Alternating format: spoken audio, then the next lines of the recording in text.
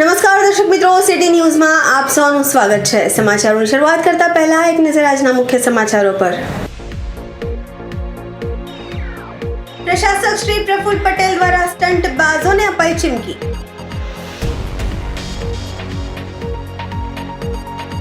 દમણમાં રાષ્ટ્રીય પર્વ દિવાળીની જેમ ઉજવવામાં આવી રહ્યો હોય તેવો માહોલ સર્જાયો। રૂમમાંથી બે બાળકો અને પિતાના શંકાસ્પદ હાલતમાં મૃતદેહ મળી આવતા ચકચાર। હવે સમાચાર વિગતવાર જોઈએ। 15મી ઓગસ્ટના કાર્યક્રમ દરમિયાન દમણના પ્રશાસક શ્રી પ્રફુલ પટેલ દ્વારા સ્ટંટબાજોને ચીમકી અપાઈ। એક કલરની ગાડીનું ટોળું બનાવી સ્ટન્ટ કરતા લોકોને ગુંડાગર્દી સાથે સરખાવ્યું। ગાડી પર સ્ટન્ટ કરતા લોકોને પણ તેઓએ ચેતવ્યા હતા। એમના વિસ્તારમાં આવું કંઈ જ હવે ચલાવી લેવામાં આવશે નહીં તેવી પણ ચેતવણી તેઓએ આપી હતી। મીડિયાને પણ આવા લોકોને ખુલ્લા પાડવા માટે આહવાન કર્યું હતું। 15મી ઓગસ્ટના કાર્યક્રમના મંચ પરથી દીવ, દમણ અને દાદરા નગર હવેલીના સંઘ પ્રશાસક પ્રફુલ પટેલે આ વાત કરી હતી। ક્યાંક એક સરખા કલરની ગાડીઓ લઈને ફરવું, સ્ટન્ટ કરવા ગાડીઓ લઈને, માપમાં રહેજો એવા લોકોને કહું છું, માપમાં રહેજો। મને મારા પ્રદેશના ઉજ્જવળ ભવિષ્યની ચિંતા છે। તમને કદાચ ગુંડાગર્દી કરવાની હશે, પણ મને મારા પ્રદેશને એક ઉત્તમ પ્રદેશ બનાવવો છે આપ સર્વના આશીર્વાદથી અને સહયોગથી।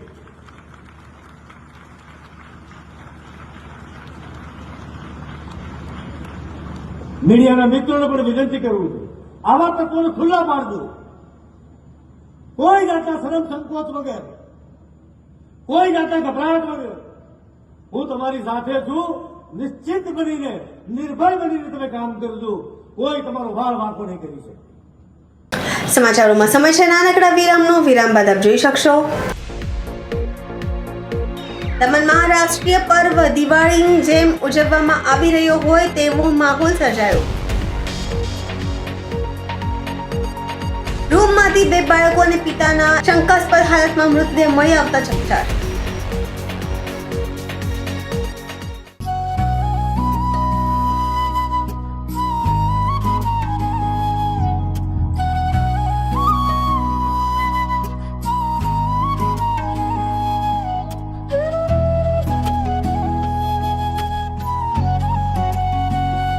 વિરામ બાદ આપનું સ્વાગત છે। સ્વતંત્રતા પર્વની દેશભરમાં ઉત્સાહપૂર્વક ઉજવણી કરવામાં આવી હતી। જો કે રાજ્યના પડોશમાં આવેલ સંઘ પ્રદેશ દમણમાં રાષ્ટ્રીય પર્વને દિવાળીની જેમ ઉજવવામાં આવી રહ્યો હોય તેવો માહોલ સર્જાયો હતો। દમણમાં સ્વતંત્રતા પર્વને લઈ દમણને દુલ્હનની જેમ શણગારવામાં આવ્યું હતું। દમણના તમામ ઐતિહાસિક કિલ્લાઓ, જોવાલાયક સ્થળો અને દરિયા કિનારે રંગબેરંગી લાઇટોથી શણગારવામાં આવ્યા હતા। આથી મોટી સંખ્યામાં પર્યટકો અને સ્થાનિકો પણ આ રોશનીને નિહાળવા માટે આવ્યા હતા। દર વર્ષે દમણમાં રાષ્ટ્રીય પર્વને આવી ઉત્સાહપૂર્વક ઉજવવામાં આવે છે। જો કે આજે આ પર્વમાં દિવાળી જેવો માહોલ જોવા મળ્યો હતો। લોકો પરિવાર સાથે આ રોશનીનો આનંદ માણ્યો હતો। દિવસે દમણના સુંદર દરિયા કિનારાની મજા માણી, રાત્રે લોકોએ દમણની આ રોશની નિહાળી હતી અને દમણ દિવસ કરતાં વધારે રાત્રિ સુંદર લાગી રહ્યું હતું। ત્યારે દમણની આ રોશની અને દમણની સુંદરતાને નિહાળી પર્યટકોએ ખુશી વ્યક્ત કરી હતી। આપનું નામ? મારું નામ છે વઢે રામભાઈ કનુભાઈ। સુરેન્દ્રનગર જિલ્લાના પાટડી તાલુકાના નગવાડા ગામથી પધાર્યા છીએ અને આ દમણની અંદર અમે આખો દિવસ ફર્યા, દરિયા કિનારે ફર્યા, સાથે સાથે રાત્રે અત્યારે કિલ્લામાં એ ફરી રહ્યા છીએ ત્યારે અહીંની જે લાઇટિંગ છે, રોશની છે, એ અદ્ભુત છે। હું આટલા સમય દરમિયાન જ્યાં જ્યાં ફર્યો છું મુલાકાત, પણ આજની જે રોશની છે એવી રોશની મેં ક્યારેય જોઈ નથી। અને અમારા મિત્ર સાથે અમે ફરી રહ્યા છીએ, સાથે ઘણી બધી પબ્લિકો પણ અહીંયા આ નજારો માણવા કિલ્લાના એ આવી રહ્યા છે અને ખૂબ લાઇટિંગ એ ગોઠવવામાં આવી છે। દિવાળીના પર્વ કરતાં પણ વિશેષ આજના આ રાષ્ટ્રીય પર્વ 15મી ઓગસ્ટના નિમિત્તે એ રાત્રે સરસ નજારો અમને અહીંયા માણવા મળ્યો છે અને મિત્ર સાથે અમે એન્જોય અહીંયા કરી રહ્યા છીએ। ઓકે, હા। 15મી ઓગસ્ટના દિન નિમિત્તે આજે જે દમણને લાઇટિંગથી જે શણગાર્યું છે એ મેં મારી લાઈફમાં આવું અદ્ભુત લાઇટિંગ મેં જોયું નથી અને મને અહીંયા એકદમ બહુ જ મજા આવી ગઈ. અહીંયા એકદમ દિવાળી જેવો માહોલ છે અને મિત્રોને પણ અમે કહીએ છીએ કે અહીંયા દમણની મુલાકાત લે અને અહીંયા એકવાર ફરવા અવશ્ય પધારે. આપનું નામ? મારું નામ ભરતભાઈ રથવી છે. તમે ક્યાંથી આવ્યો છો અને કેવું લાગ્યું આજે દમણ? અમદાવાદથી આવ્યા છીએ. બધા મિત્રો સાથે 2-4 દિવસની રજા હતી તો આ બાજુની ટૂર અમે ગોઠવી આ વખતે. દમણમાં ખૂબ સરસ મજા આવી. દિવસે ખૂબ ફર્યા. દિવસે અમે દરિયા કિનારે પણ ફર્યા, પણ રાતની અહીંયા જે રોશની સરસ મજાની છે એ જોઈને જાણે એવું લાગે કે દિવાળીનો માહોલ છે અને જાણે કોઈ ફોરેનની કોઈ સિટીમાં આવ્યા હોય એવું ફિલિંગ આવે. એવું લાગે છે કે ભવિષ્યમાં છોકરાઓને અને પરિવારને પણ લઈને અહીંયા આવવું જોઈએ. તો એ લોકોને પણ અહીંના પ્રશાસને જે પ્રમાણે ડેવલપમેન્ટ કર્યું છે અને સરસ મજાનો માહોલ બનાવ્યો છે એમનો નજારો જોવા માટે એમને પણ અહીંયા લઈ આવવા જોઈએ એવું મને આજે ફિલિંગ આવે છે. जी, आपका नाम? मेरा नाम स्मिता है. मैं सूरत से यहाँ घूमने के लिए आई थी दमन दीव. 15 अगस्त के मौके पे यहाँ आई हूँ. दमन दिन में बहुत ज़्यादा खूबसूरत है और उससे भी ज़्यादा खूबसूरत यहाँ रात में लग रहा है. यहाँ की लाइटिंग और यहाँ की रोशनी देख के मुझे बहुत खुशी हो रही है कि दमन में इतना अच्छा लाइटिंग है. रात को देखने के लिए काफ़ी अच्छा है ये. સમાચારોમાં ફરી સમય છે નાનકડા વિરામનો. વિરામ બાદ આપ જોઈ શકશો. રૂમમાંથી 2 બાળકો અને પિતાના શંકાસ્પદ હાલતમાં મૃતદેહ મળી આવતા ચકચાર.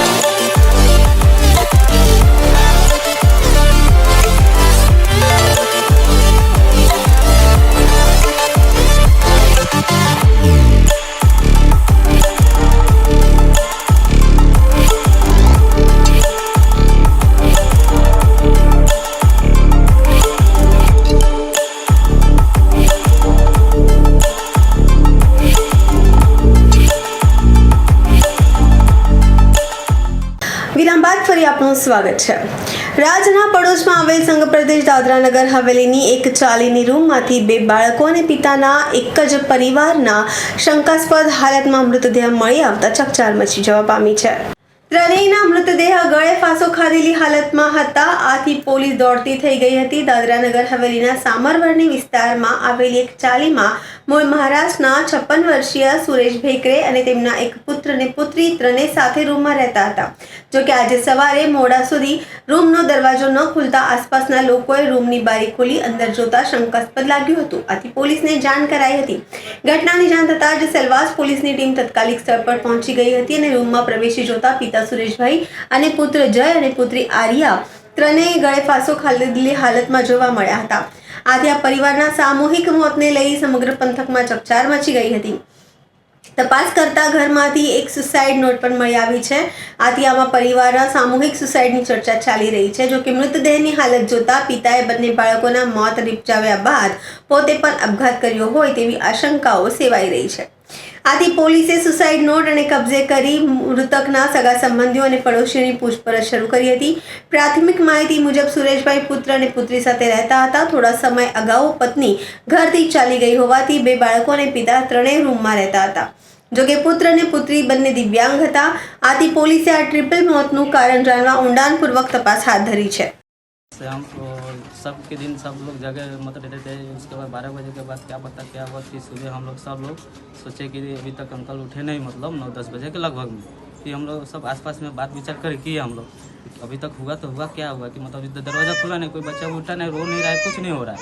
तो हम लोग यही सोचे कि चलो एक बार सब लोग मिल के देखते हैं प्रॉब्लम ही क्या है. तो खिड़की से उधर देख के हम लोग कपड़ा हटा के पहले देखे दरवाजे कि क्या हुआ है. तो पहले हाथ ऐसा झुका हुआ दिखा, तो हम लोग ने कोशिश किए चलो कपड़ा हटा कर देख के, बाद में फिर ऐसा लगा लटके हुए. तो फिर मैं सब लोग से पहले अपना रूम वाले के पास फ़ोन लगाया, वहाँ की ऐसा ऐसा बात है और अंकल फांसी लगा चुके हैं. उसके बाद वो बोले हैं खुद कि फ़ोन जितना अपना लगा के बाद में फिर 112 का फ़ोन लगा के फिर बुलाए, फिर एम्बुलेंस वगैरह अपना वो लोग जैसे जैसे कॉन्टेक्ट करके फ़ोन बुलाए. उसके बाद यही काम और बॉडी जा चुकी है सिल्वर हॉस्पिटल में. आपका नाम क्या है? जितेंद्र ठाकुर. यहीं रहते हो आप? हाँ यही से चालू है सर. कितने साल से रहते हो? मैं इधर सर मेरा यहीं जो भी पढ़ाई लिखाई मेरा लगभग 20 साल से ऊपर ही जा रहा है. સમાચાર પૂરા કરતા પહેલા એક નજર આજના મુખ્ય સમાચારો પર. પ્રશાસક શ્રી પ્રફુલ પટેલ દ્વારા સ્ટન્ટ બાઝોને અપાઈ ચીમકી.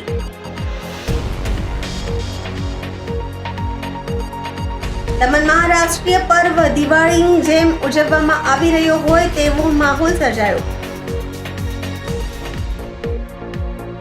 રૂમમાંથી બે બાળકો અને પિતાના શંકાસ્પદ હાલતમાં મૃતદેહ મળી આવતા ચકચાર. તો આ હતા અત્યાર સુધીના સમાચાર. જોતા રહો સિટી ન્યૂઝ. નમસ્કાર.